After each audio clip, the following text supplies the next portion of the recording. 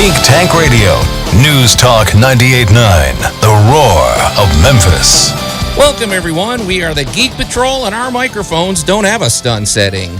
Today, we're joining you on Human Torch Appreciation Day. Just stand outside in the sun for 5 minutes, and you too can know what it feels like to be Johnny Storm.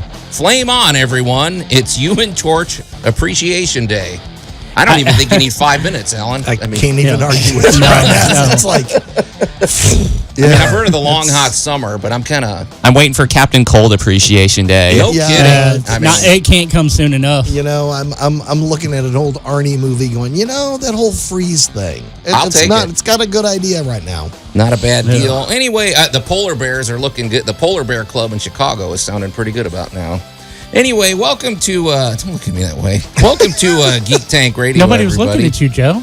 I'm Joe Thorderson here with my friends Brandon Olmstead and Allan Gilbreth and our buddy Max over there behind the glass. Well, you guys, what did we call this, Brandon? It's the lull between Comic-Con. Although, is Comic-Con what it used to be? Actually it is. Because even if people don't go to Comic-Con to make their announcements, they like to make announcements right around Comic-Con to draw the attention of the nerds towards them. Okay, maybe it's better to say going to Comic-Con isn't quite because there's like I heard Warner Brothers isn't really going to have as much of a presence. So maybe it's just they use it as a news release day, basically. I'm going to say it's like there's a lot of people going, oh my God, Warner Brothers didn't do this.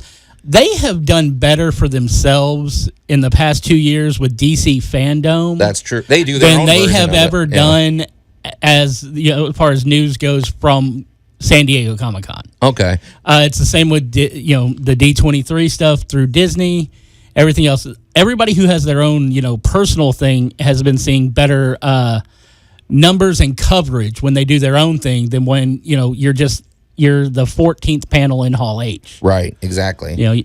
San Diego's it's a spectacle. It's fun for the whole family, except for the fact that you might have to mortgage your house to go. Right. So Brandon, I wanted to take the opportunity of this lull between next week because I'm sure we'll have to report in to get on my soapbox about Taika Waititi, who really triggered me this week, and I'll explain why. But in that case, he had accomplished what he wanted to do. I don't know if he did. Anyway, I feel because if he had accomplished what he wanted to do, he wouldn't have apologized profusely. Because this was a story that actually was in Rolling Stone. This wasn't even a happening when it happened, because wasn't even a quote nerd production. We'll get to that because I have look at all the notes I got, Brandon. I see you. And it expands it not just Star Wars but into the Marvel, the MCU and everything. So can I kind of give our audience an update on what's triggering you?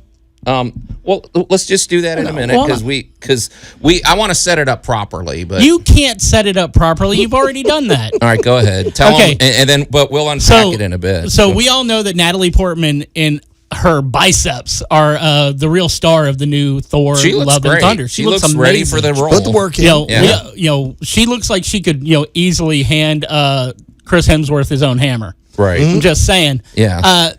But, when it was all finished, she had such a good time on the production, she asks him, well, okay, what's next? And he's like, I'm working on my Star Wars movie. Haven't you ever wanted to be in a Star Wars movie? Which she goes, I was in a Star Wars movie. Three of them. A pretty main character. And he was like, he's like, I forgot about those movies. Yeah. Which does, kind of set it up as a... that immediately... It's a bad faux pas. And, of course, Joe immediately just, rage. It was kind of like that movie Inside Out when that anger guy with the flame that comes out of his head. That's more or less how I felt. So we're going to explain, and I don't think it's trivial, my concerns. I don't care. Oh, no. This is Geek Tank Radio. This is the platform for this. So, all right, Max. I do want to go ahead and say that, I want to go ahead and extend this to Taika Waititi. Hey, dude, you triggered Joe the way some of our mailers trigger me. Yeah. So guess what? You've got 2 free passes to the Memphis Comic and Fantasy Convention this November if you want to join us. Okay, now, hey, that's a good marketing. So, Taika, if you want to come, And as long as we can promote the fact that you'll be here, and that's not a bad idea too for you. In the hotel. You can claim your tickets by contacting me at geektankradio@gmail.com. Never let it be said that Brandon doesn't twist a situation to his advantage. Brandon, all right, you're golden. You're golden, man. Well, we'll unpack that shortly, but Allan needs to weigh in first. So. Oh, I do. Yeah. Hail science! We got science, right, Allan? I mean, we got all kinds of weird science today. All right. Well, let's see. Do you want falling fish, meteorites, or a near miss by an asteroid? I mean, you know what I'm going for. I'm gonna say stay away from space. We've done enough space the past couple of weeks. Stay away from space. Falling fish is sort of the low-hanging fruit. As much as I don't care about where it happened, I do want to know why it happened. Yeah. Okay. Falling fish. Now, Allan, I'm keeping track. Brandon, is this going to be another one of his clickbait titles or something? Some fish falls on the floor. I don't know what you click on that you think is bait. All right, go ahead, Allan. It's a worm dangling from a hook, way up in the sky. Allan, as I recall, you brought us a story probably 7 or 8, maybe 6 years ago about something to do with fish coming from unusual areas out of the sky, but I don't know. I don't remember the details. Well, this is a repetitive, quote unquote, paranormal event throughout history. Nice. That periodically you get. It's raining fish. Yeah. Okay. Okay. Well, that will never break the top 40 charts.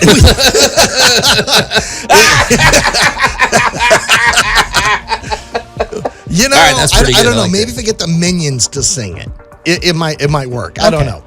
But okay.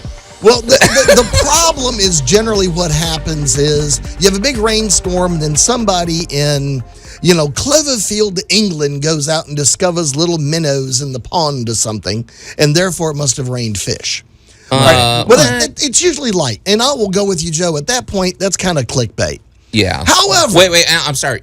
You're saying that their only explanation for having these new fish in there is that it rained fish. Somebody didn't just bring them over and put them in there. This has been kind of a thing throughout the years. Now, Texarkana, however, a few months ago, when you can't take an airplane and get it out onto the tarmac because you've got to shovel pounds of gizzard shad off of the way. Watch your language. It rained fish. Okay.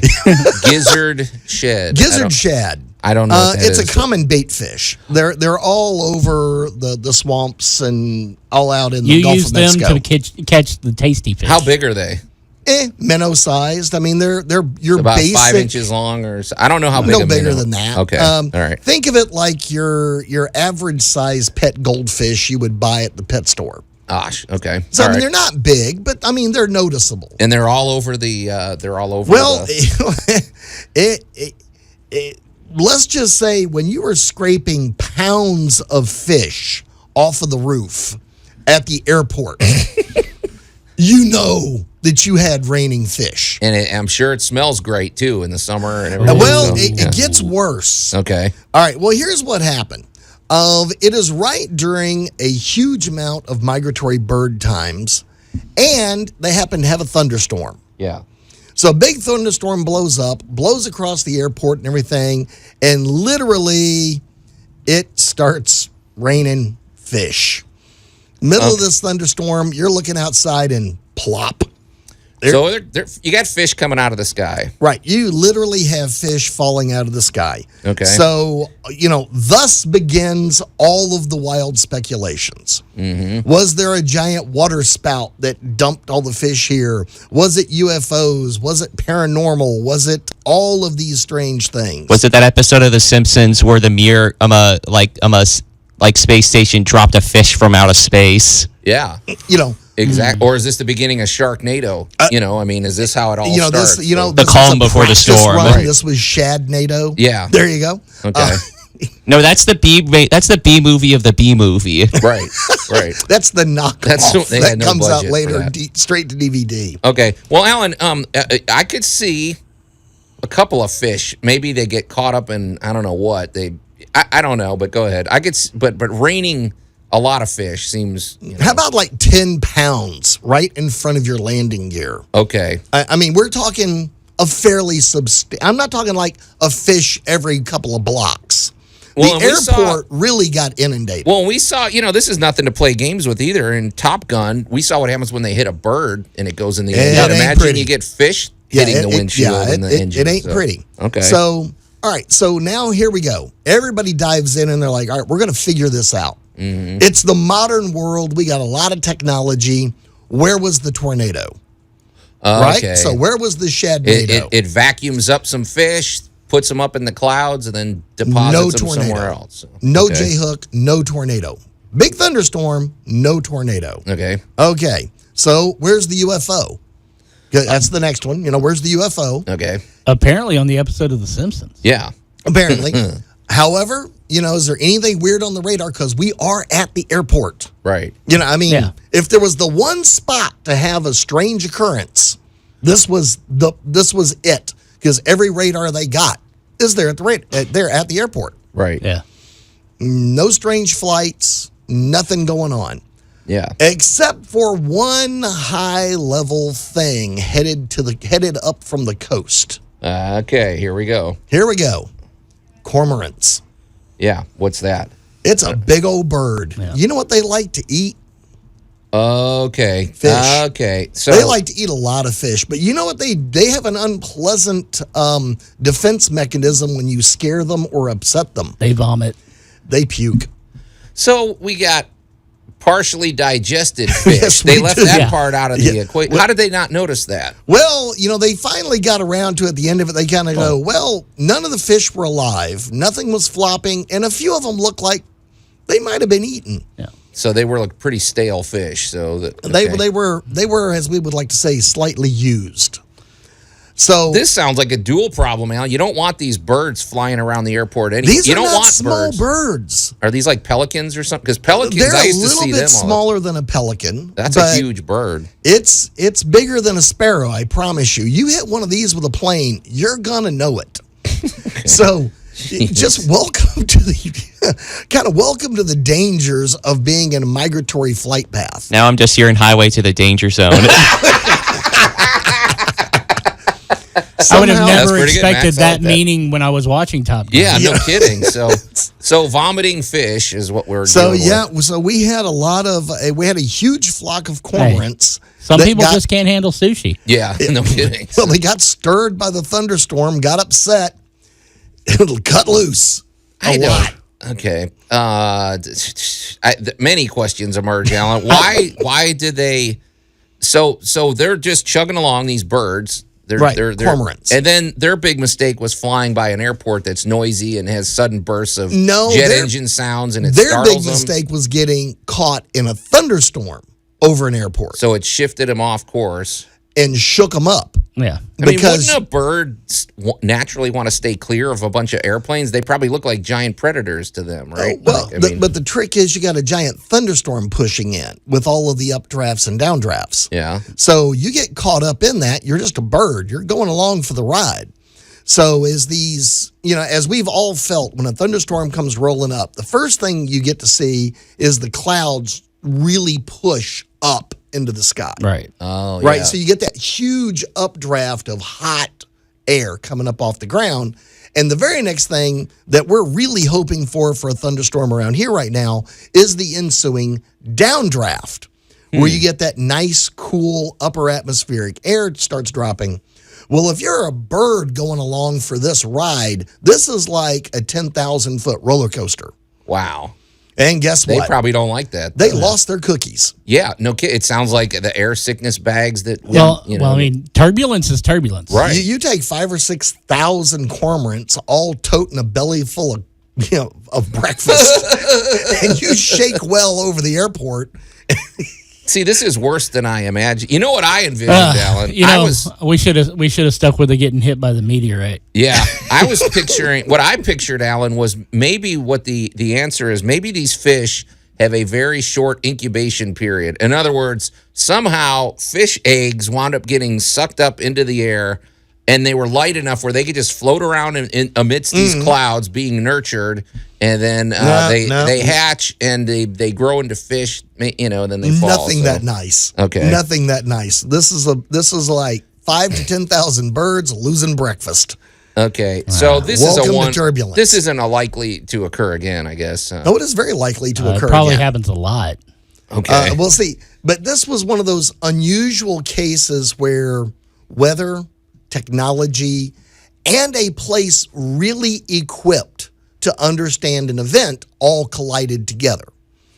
Because, like I said, we're at an airport. We're there with every form of radar. Yeah. So water spout, we'd have seen it. Tornado, we'd have seen it. Drastic straight line winds like we have here in the Mid-South, we'd have seen it. If there had been an aircraft, if there had been a, DC-10 super tanker losing a load of frozen fish over Joe. Texarkana, we'd have seen it. This may explain that weird fishy smell that happens in Midtown every so often. That's the hippies. So. No, that's a different smell. That's a very that's a very different smell. I thought it was the catfish gun. That's a very relaxing smell. Allan, can I build on something that you're saying? Okay, so we got the answer to the fish. It's vomiting birds, basically. It was puking birds. Okay, but you made me think of something, and this is still sciencey. Okay. But, it's a little bit of a different direction. So if you guys remember, we had another talk. You know, folks, it really behooves you to go back and listen to past episodes of Geek Tank Radio because we cover a lot of interesting topics. We were talking about the Titanic. And if you remember, I saw a pretty definitive documentary about the Titanic, and they made a really good case that the reason that the ship that was up, like 6 miles away, didn't know that it was the Titanic was because of a cold water mirage. Right. You remember that? They said because cold water that you can get air pockets that generate just like we see in the desert when you get a hot air mirage. Right, or when you something. get the fake water. Okay, so you're talking about all these air currents and these different lift. You know, I'm just picturing almost like it's invisible, but like waves on the ocean with currents and things like that. It's really active up there, in other words. Yes, it is. You could have hot and cold air colliding. You could have just a little bit of moisture thrown in there. Could that ever explain like UFO sightings or things like that? Well, because I'm picturing, what if you have a mirage? It's 5,000 feet in the air and it's just air colliding or something. If you're going to bring up UFOs and looking in the sky, I'm going to bring up Mount Shasta. Okay. Because Mount Shasta is a lovely volcano of not too horribly far from Mount St. Helens. Yeah. And it is allegedly the source of all kinds of sightings, including UFOs. And because of the architecture of the mountain, the way water and moisture is pushed up it, they wind up with a lot of circular clouds that when photographed or seen from the right direction look very spherical in the middle with a big ring around the outside of it. Boom. There you go. And it is a classic UFO shape. Interesting. And it's by this mountain. Yeah. Can the atmosphere provide us with those things? Absolutely. Huh. Okay. All right. Well, pretty interesting stuff. I just I wonder when the movie's coming out with the with Sharknado. I mean, they did No. snakes on a plane. What's wrong with this? I mean, Yeah, but that Cormorants in the sky. that bombed. You might have to wait for your Sharknado for one of your streaming services. see, Alfred Hitchcock should have brought this element into the birds. You know, I don't know. Like, what does the cleanup look like after all the birds? Yeah. Well, probably Nobody- like after all the shad, you're out there with a shovel pushing and hoping. Okay. Because it's kind of scary out there. Not to mention it's warm, Yeah. which meant it So got gross. unpleasant quick. Okay. Hey, sorry. One last thing, Allan, because I'm loath to begin our my rant about Taki Watiti. No, when we only have that'll a couple happen minutes. the second half of the Yeah. show, no matter what. But it is. Allan, now you're making me think of other things. These air pockets I really feel like it. We need to harness this somehow. I'm just thinking we have all these naturally occurring things with hot and cold air, and we're always talking about using nature, instead of wasting a lot of resources and stuff. I don't know. There's something about this that's making me wonder if we can't tap into this somehow. Just all this. You mean like wind-powered energy? Well, because we have windmills now, but it seems like all the action is happening like several hundred feet above our heads. Well, I not don't know how you have exactly. Let's just go to the coast, and one of the proliferations of technology right now are floating wind farms. Oh, see, I was just about to say, can we have a floating wind farm? And somebody's already doing that. We have floating wind farms, and they are offshore, and they are there to capture the dynamic between the heat shift between land and water every evening and every morning. How high up are these things? I mean, They're floating on the water. oh, okay. No, I'm talking, way up in the sky. Way up in the sky. Maybe it could be a balloon with a windmill on it or something. All right. Well, bizarrely, there are actually technologies being discussed about how to utilize the upper atmosphere. So I think you're not that. We're having fun with it, but you're not that far off base. I think I'm really glad I'm spending the rest of the day with the mutants and not you. You're breaking my brain, Joe. I think that we barely scratched the surface. We gotta start harnessing all of these energies and all of them. Harness the power of the vomit. Yeah.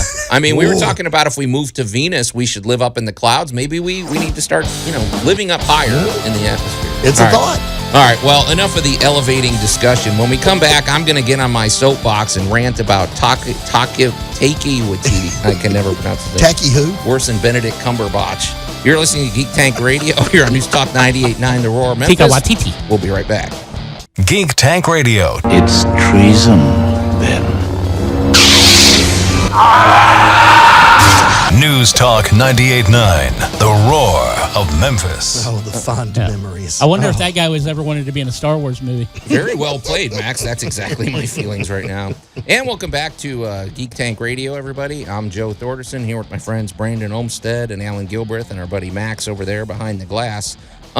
If you're just tuning in, we had a really interesting discussion about vomiting birds that are raining fish down on airports and causing all sorts of problems. Yeah.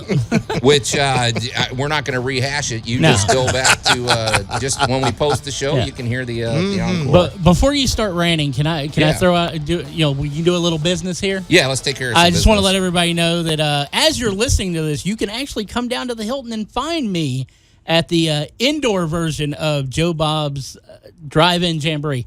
Not really a drive-in at that point, but it's air conditioned, so that's where I will be. That's the selling point. Why would anyone want to find you all? Because I have amazing deals for the upcoming Memphis Comic and Fantasy Convention in November. And they'll have to find me in order to figure out what those are. Yeah. So begrudgingly they find you. No, it's you'd be surprised how many people will actually seek me out and hand me $1. Yeah. So, all right. I don't buy it. Steer clear. We don't want to get into legal entanglement. But yeah, check it out. And of course, if all I say is I will take off my shirt if you don't give me $1. They give me money. So all weekend it'll be at the Hilton by day and then the summer drive-in by night for Joe Bob Briggs Jamboree, which is I guess his fan base already knows about this, or they at least know what he's all about. They know he's the master of the B movie. I will almost guarantee you that a good 78% of our audience knows who he is too. It's funny because I didn't grow up with him. I grew up with the son of Svengoolie in Chicago. I think he was the equivalent to him. The other 22%, they know this because they listen to Tool Talk and then just want to keep hearing Joe mess up. Okay. All right. So all weekend long, check for us over there, and especially Brandon because he's not moving. He's gonna. Nah, dude, it's like that's my core audience, man. Those are my people. He has his pole. He's looking for his dollars. Yeah. There we go. Exactly. So hey, guys. So basically, I was triggered because I did see this before you posted it. Brandon, but I did. It's a tweet, I guess. So no. It is it's a article on Rolling Stone's website where they were talking to him about the new Thor: Love and Thunder, and he gets into working on things like his new Star Wars. Oh, that's movie. even worse. I didn't know that. Yeah, this was part of him doing press. Okay, so either I don't get this at all. If I'm Marvel or if I'm Disney, I should say. I don't like the sound of any of this, man. Why? It's like, okay, so basically what he said, folks, if you don't know, is he was talking to Natalie Portman because he's the director of Thor, Love and Thunder, which I'm about to get in my soapbox about that as well. But anyway. You don't like Green Lantern? She apparently, like you said, Brandon, had a great time filming. She looks great. I mean, I'll give her credit. She really seemed to have stepped up. That must take a lot of work to get in shape for a superhero movie. Right. And apparently had a good time filming and said, what do you got for us next? And he said, well, would you like to be or what did he say? Have you ever been in a Star Wars? He's like, well, I'm fixing to get my Star Wars movie up and moving. Haven't you always wanted to be in a Star Wars movie? I mean, that's just shameful. She's like one of the main characters in 3 of the prequels. She is one of the main characters and probably the most likable character out of the prequels. and so it's like, okay, it's either a joke, which didn't sound like it. I mean, No. It doesn't No. sound like he was kidding. No, but he just wasn't thinking because his brain was somewhere else. You don't. Well, here's something I'm going to throw A out there. kid in his basement knows And- that she was in a. Okay, Well, go ahead. I Because mean- I got a whole checklist of why this is bugging me. I'm going to play devil's advocate because honestly, if you're making a Star Wars movie, you should know who's been in Star Wars movies so you don't, double cast or try. Yeah. What I'll give him is that there's a lot of characters who when they're a lot of people who when they're acting and they have portrayed a character so well, and then you know them outside of that, you kind of forget that they are that character.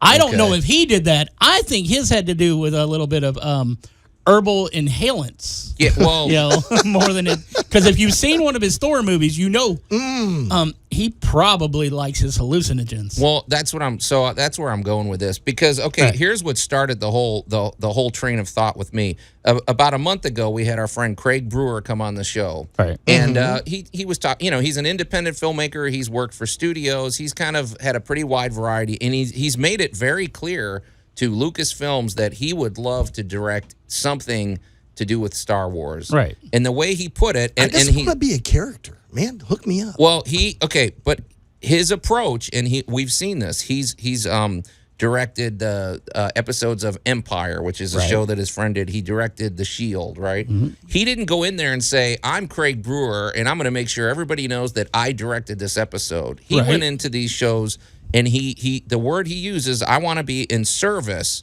to Empire. I want to be in service to The Shield. If I go on Star Wars, I want to be in service to using my skills to tell a Star Wars story." Okay. I think that's a very humble and a very you don't go in and just turn this around and say, well, this is all about me. Kind of like, I hate to say it, Tim Burton movies have that feel to me. Like, it's like, look at me, I'm Tim Burton. Well, I mean, whatever. I don't see why you That's hate like to John say Carpenter. that. That's like anybody else that puts their name on a movie. Well, that's why the reason I didn't like the second Batman movie was because I thought he stepped away from all the great stuff he did in the first movie and just said, look at me, I'm going to have, I don't know. Whatever. That's not I wasn't here to bash Tim Burton. It was more about the notion that you're in service to whatever, like the MCU or Star Wars if you're working for him. And the fact that he didn't know that she's a major part of it and he's been given a Star Wars movie right out of gate, that bugged me, but Well, she's also been very, vocal in the past about how that's one of the reasons why she doesn't like doing sci-fi. She also stepped away from the Thor franchise after only doing the second one because she was contractually obligated. She didn't want to do those. Yeah, she didn't seem too She into only it. came back to do this one because of him. Okay, but I mean, Thor. The thing that's bugging me about I was firstly going to gripe about Star Wars. No, so it's like it doesn't matter what order you. Why was he given a Star Wars movie? Because he is a very popular and financially profitable director, and Kathleen Kennedy said, "Hey, we'd like to do something outside of the basic realm of Star Wars, something different. You do different things. How would you like to do a Star Wars movie?" And in situations like that, it's not a humble, "I will be of service to Lucasfilm." It is, we're coming to you. We're asking for something different. Give us what you got. So they came to him. Right. Don't you think you still have an obligation to know the source material? No, not even remotely, especially since you're coming to work for Disney and that the prequels were not made by Disney. Yeah, but, I mean, they're all over. I mean, it's still part just of the canon. Just because something's in canon, why would you need to know what happened in canon when you're about to do something that has nothing to do with Skywalker saga? I don't know, man. I mean, feel like literally you have to immerse yourself in the universe. Literally, it's just like having J.J. Abrams come in and do a Star Trek movie. Oh wait, they did that too, and they pretty much told him, "Hey, we want to reboot it. Do what you want to do." I see, but I don't think, and it was bad. I'm going to. It was fun. I'm It going was to pick on trash, John but it was Pertwee bad. for a minute. I don't think they hold up. But go ahead. Well, I'm going to pick on John Pertwee for a moment. John Pertwee was. He's a he Doctor Who played guy. a Doctor Who. Okay. And every time he did interviews, he was also a stage magician and did a bunch of other stuff. But, of course, once you've been Doctor Who, you've been this iconic character. Right. Every interview he would be on, everybody would be like, "Well, John, when you were Doctor Who," and he would go, Correction, when I played Doctor Who. Okay. It's a character. I was hired to be a character. I was not Doctor Who. And then he would point out, I have nothing to do with Doctor Who at this point. Okay. So, because, the tendency we have is to visually identify an actor or actress, as Brandon, pointed out.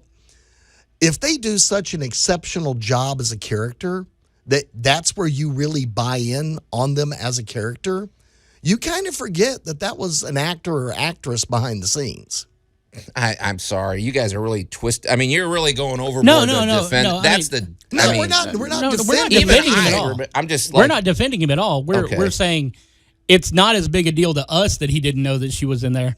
But at the same time, he may not have been a fan of those movies. Well, I'm going to say Natalie Portman, even professionally, is a completely different person now than who she was then. I don't know. You see these side-by-side pictures. Her face looks basically the same. I mean, she good for her. She's she 20 hasn't years aged. older. She looks great. She hasn't aged at all. She looks like Queen Amidala to me. I was going to say, no, that Queen Amidala looked 12. Okay, whatever. That's true.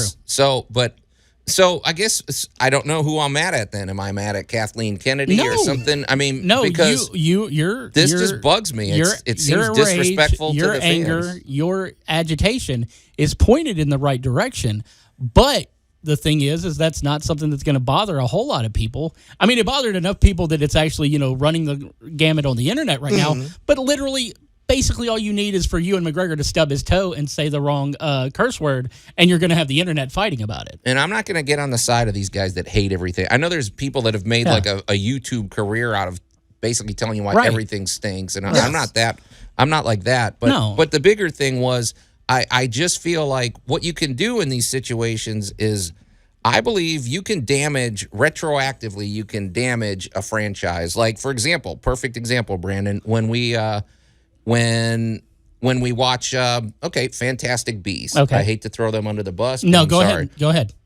You know my feelings about the Harry Potter books. I do. I'm an unapologetic fan. I think the books are outstanding. People will read them hundreds of years from now. Okay. However, so you have a story like Fantastic Beasts that comes along, and it suddenly starts undercutting things undercutting in terms of, like, for example, Professor McGonagall is, like, they suddenly throw her in when she wouldn't have even been born yet or something. They start changing some of the canon. Wait, hold on. In the second movie, she's like a teacher, and she wouldn't have even. Yeah. She's in the third movie as a teacher, and she is. No, she's in the second one. And seeing as how she's in her 90s to mid hundreds by the time we meet her, she'd be alive at this point. Not according to all the Potterheads I know. No. You're looking for kids. You're talking to kids who are looking for plot holes so they can be angry about something. There's so many other reasons to be angry about Fantastic Beasts than the idea of the timeline. Okay, whatever. It takes place 70 years prior to the first Harry Potter movie. I had a different point, but go ahead. This isn't Geek Tank Radio today. It's Stink Tank Radio. First you talk about vomiting fish. Now you three are just complaining children talking about getting on your soapboxes for a good 20 minutes. I guess what I meant was if you I love the Harry Potter books. However, they're full of plot holes. I am going to stop you for 1 second, Joe. Okay. And I agree with you on that. Okay. But I want to say, if you want to talk about someone who doesn't understand a franchise's past, you need to sit Max down and make him listen to the old episodes. Because this right here, this is classic Geek Tank. Oh, yeah. Okay.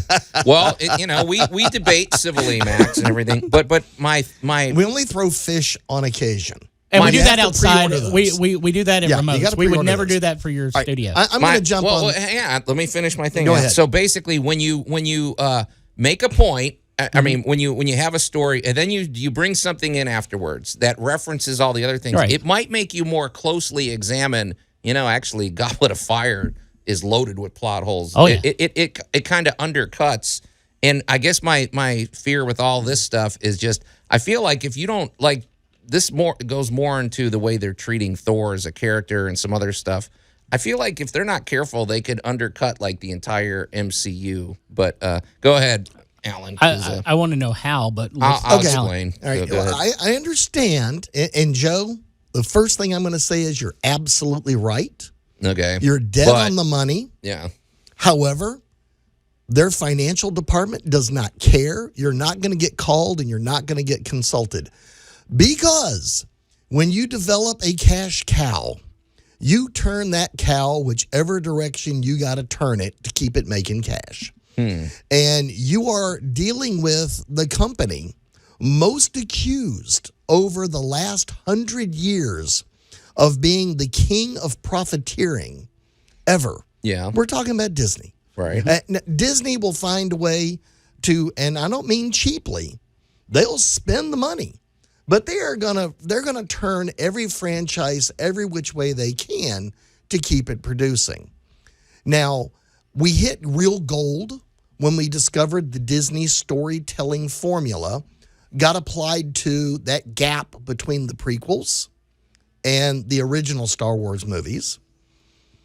So, we got the Mandalorian, we got, we're getting all of these other products that are very entertaining. But I quit watching any movie ever 20, 30 years ago for anything other than the single transaction of that movie. I am there to enjoy this. Am I going to enjoy Love and Thunder? I am. Why? It's going to be a lot of fun. Is there enough continuity, depth, and story development going on in this to win an Academy Award? No, but it's going to sell a lot of popcorn. And you know what's going to happen when I see it on late night cable 2 years from now? I'm going to watch it. The bad thing is I will still flip on and watch Bruce Willis chase a scantily clad blonde through a city that can't possibly exist. I don't know if To you an represent everybody in the fan base. No, because a lot I of people represent have what very is hardcore not. feelings. I about it. represent the problem because I represent the person that is probably not going back to the theater anymore. Here's what. No, I'm going to tell you exactly who you represent, Alan. I want you to be prepared for this. I'm braced. Alan represents the huge percentage of ticket sales who don't care. They're there for a 2-hour escape of their life. They're not going to nitpick it afterwards. They're going to sit back and enjoy it. And I've become one of those people, even though I'm a big fan of all of these things. And the reason I can do that, and I'm going to say it's because I'm a horror movie fan. And if you've ever tried to follow the continuity of the Nightmare on Elm Street movies and the canon there, seeing as how the mythos changes in every movie. Didn't he kill himself twice in two movies? At least. At least. Okay. So but there's a huge piece of the fan base that will look at things, like you said with the Harry Potter movies and the Fantastic Beasts movies and see that they don't really connect. But if you allow what is done in a Fantastic Beasts prequel to ruin something that happened in the later movies that you were able to or the books, which you were able to just go in and enjoy, that says more about you than the people making the new movies. Well, it might be, but that's always in the back of your that's part of the Harry Potter landscape in my mind. And when I start reading Goblet of Fire again, all of a sudden, that little thing is poking at the back of my head, and it's I'm just saying, but we've got to find a way to Eternal Sunshine, your memories of the Fantastic Beasts movies. But Brand, you guys because know they're not he great. can take the wand and pull that part that he doesn't like out. But and just stick with the parts he does. Can you imagine getting rid of trauma that way? That would be brilliant. You guys have seen this, though. Alan, you talked about them being a cash cow, which they are, let's face it. However, Star Wars and Disney are both capable of making movies that don't make money. Like Solo lost money. There's been some Marvel movies that have lost money. Solo did not actually lose money, but it was not considered a financial success in the box office. Not for anything that had anything to do with that movie. It had to do with people who were angry about Last Jedi. No, that's probably true. What I'm saying though is However, it's been retread enough times. Disney did not lose money on that movie. And here's the thing. People, the mainstream audience that will go and, then after they see it, will take their friends who, we just think Thor is pretty. We'll see, Love and Thunder multiple times because they like this fun-loving, happy-go-lucky Thor. People hate the Dark World. I mean, passionately. passionately hate the Dark World. I've been talking about things that I loved about the Dark World, like, I loved Christopher Eccleston as the villain. I like him as a villain in anything he's in, and I will get bashed because of the fact that I see anything redeeming about that movie. Oh, he was a great villain. Well, that was an what amazing villain. Because when Thor started, I guess there was some humor in it, but now it's really just turned into almost slapstick comedy. Yeah. And based on what we're seeing with what's coming with Love and Thunder, we've had dad bod Thor. We've had him where he's literally just a joke. I think at some point you might push it too far. Now they're going to make $100 million off his buns. Because he's naked. That's not a character that is true. I picture this. I did see that in the There in are the Thor trailer. buns. Yeah. I'm not saying this has to be like Lord of the Rings serious or anything, but he is a Norse mythological character, and I'm like, why don't they lean into that a little bit? Even in Dark World, they did a little of that. Because he's not a Norse mythological character. He is a comic book representative of what humans see as a Norse character. We already know they're not the gods. They even explained that in the first movie. They're not genuine gods. They're just so technologically advanced over humanity, they were seen as gods. Well, they're not the actual pantheon. They're a comic book character. I mean, they can travel all over the galaxy. They're kind of.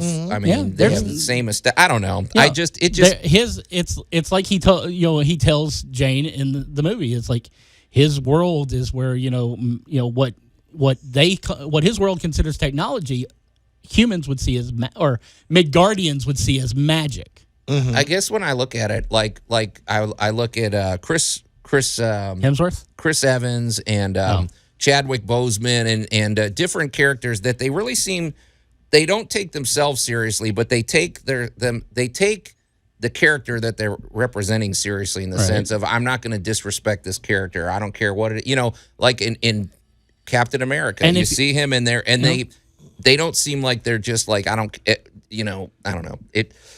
They have a level of respect for their character, and I don't see that with Chris Hemsworth or Taika Waititi. I feel like they're getting to where they don't even care about the character anymore. But the character was written that way in his first couple of movies too. The character was written that way in Joss Whedon's Avengers movies. Mm-hmm.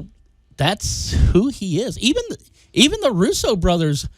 I mean, they're the ones who gave you Dad Bod Thor. That wasn't Taika Waititi. No, I don't. That's the thing. Yeah.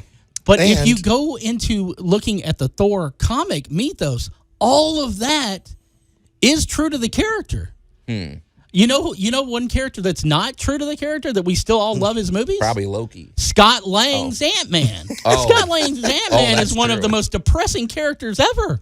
Yeah. And he's likable. But you see what the MCU has done. Yeah. Okay. They took Thor and moved him towards a Guardians level of humor because that was how you sell that character. Because if you go too pompous, you lose your audience. And you got an actor that can pull it off. That's true. Well, he's made it clear that he's all into comedy and everything, which I guess is good for him, but still, I don't know, man. You got a responsibility. You got a 6 I think there's a balance they could strike. Muscle-bound guy that's got a sense of humor and can deliver. I'm trying to see what responsibility he has outside of what he's doing. I mean, he doesn't need to go to go forth to people who worship the Norse pantheon and stand amongst them and tell them about how great their religion is. They already know how great their religion is. There have been multiple versions of Thor throughout the comics. There's not just a Marvel one. There's been an Image one, the full red-head giant, man beast of a Thor. Yeah. All right. Well, we'll see what happens. Boy. Movie's already tracking for over 100 and something million this week. All right. Well, we'll revisit it maybe. I don't know. But thanks for letting me get that off my chest, you guys. But it's time to get out of here. So until next week, we are the Geek Patrol, and I am Joe Thorderson. I'm Allan Gilbreth. I'm Maximilian. And I'm Brandon Olmstead, reminding you, Joe is right. Taika Waititi is kind of a hack. Watch out for vomiting birds.